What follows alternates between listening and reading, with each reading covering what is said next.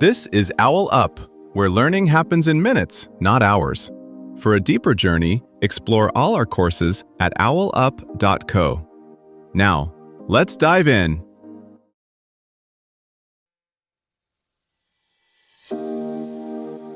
Welcome to Chapter 1 of our series, The Art of Asking Questions. In this episode, titled Questions That Changed History, we'll explore some pivotal inquiries that have shaped our world and influenced the course of events. Get ready to discover how a simple question can spark monumental change. Let's dive in. A single question once helped topple the power of kings. Another quietly launched the environmental movement. In this episode, we're not chasing answers. We're chasing the moment someone paused, looked at the world, and asked, wait, does it really have to be this way? Some of the most world-shaping questions didn't arrive in grand speeches or perfectly crafted manifestos. They slipped out as almost offhand objections. A scientist doubting a textbook diagram. A citizen asking why a law applies to some bodies and not others.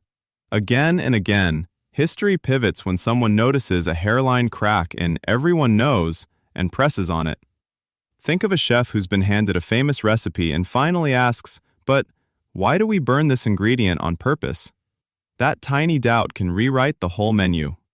In this episode, we'll trace how questions like Einstein's about chasing a beam of light or Rosa Parks's quiet, "Why should I move?" didn't just challenge ideas. They exposed hidden rules, triggered public debate, and forced systems to reveal what they were really built to protect. Some of history's most potent questions didn't sound profound at first. They sounded annoying. Show me the data. Who benefits if we keep doing it this way? What happens if we stop? These aren't poetic, they're practical. They corner reality and ask it to pick a side. Luther didn't just grumble about indulgences, he asked for a debate, in writing, where everyone could read it. Rachel Carson didn't just worry in private. She asked, in print, what our chemicals were doing to soil, water, and bodies. The pattern isn't genius inspiration. It's ordinary curiosity made unignorable by where and how it's voiced. When we zoom in on turning points, a pattern appears. The question comes before the headline moment everyone remembers. Before Einstein was a global symbol of genius, he was a patent clerk scribbling, "What would a clock look like if you were riding a beam of light?" in the margins of his day job. That oddly specific puzzle forced physics to confront a clash between everyday intuition, time is the same for everyone, and experimental results. The equations came later. The hinge was the question that made the old picture of time impossible to keep believing. Before Martin Luther was a reformer, he was a frustrated monk asking, in effect, where exactly is the scriptural backing for this? And nailing those doubts where the town could see them. The content of his arguments mattered, but the move that changed history was turning a private theological worry into a public, testable challenge.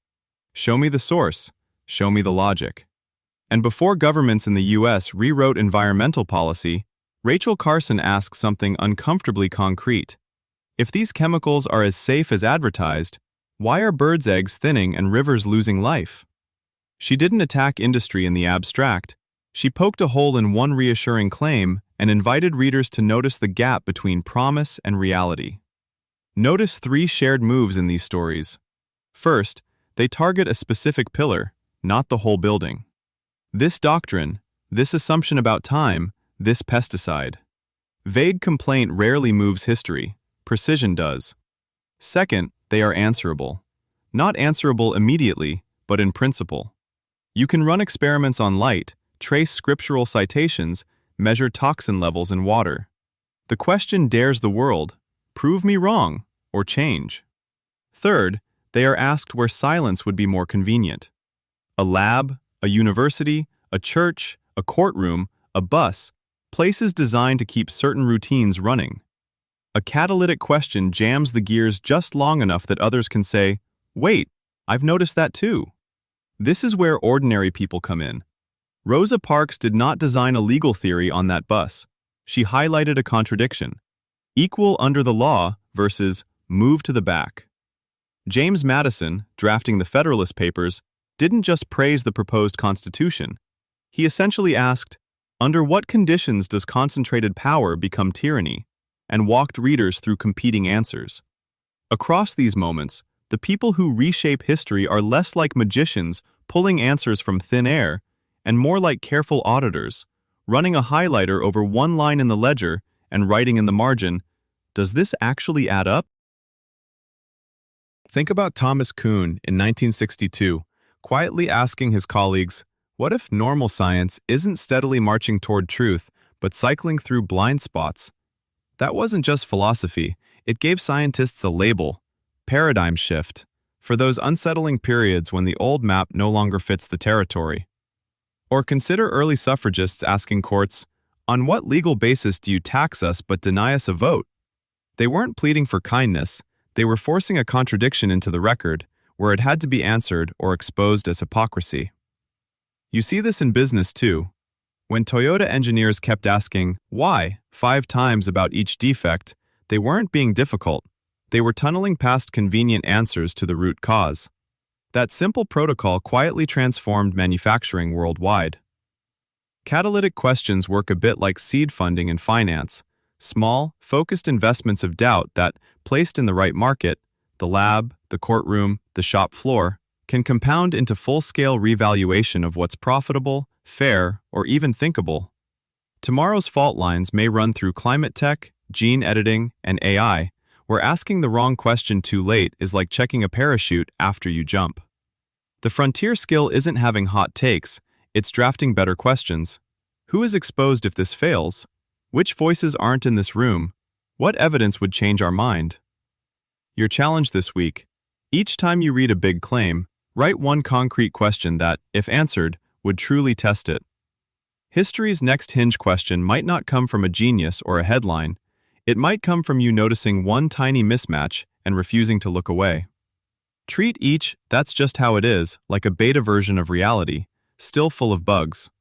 When you file a bug report as a sharp public question, you're quietly helping patch the operating system we all live in. Before next week, ask yourself, 1. If I were in Lincoln's place at the moment he drafted the Emancipation Proclamation, what principle would I refuse to compromise on in my own life right now? And where am I currently staying silent instead of acting on it? 2. Like the scientists who first asked, what if we're wrong about how disease spreads? Where in my work or relationships am I clinging to an assumption that might be false? And how could I safely run one small experiment this week to test a different possibility? 3. Thinking of the leaders who asked, what if we talk instead of fight? Who is one real person I'm in tension with today, and what courageous, curiosity-based question could I ask them, in a message, call, or conversation, that might genuinely shift our dynamic? This was OwlUp, your daily step forward. To keep learning with structured courses and more insights, go to owlup.co. Until tomorrow!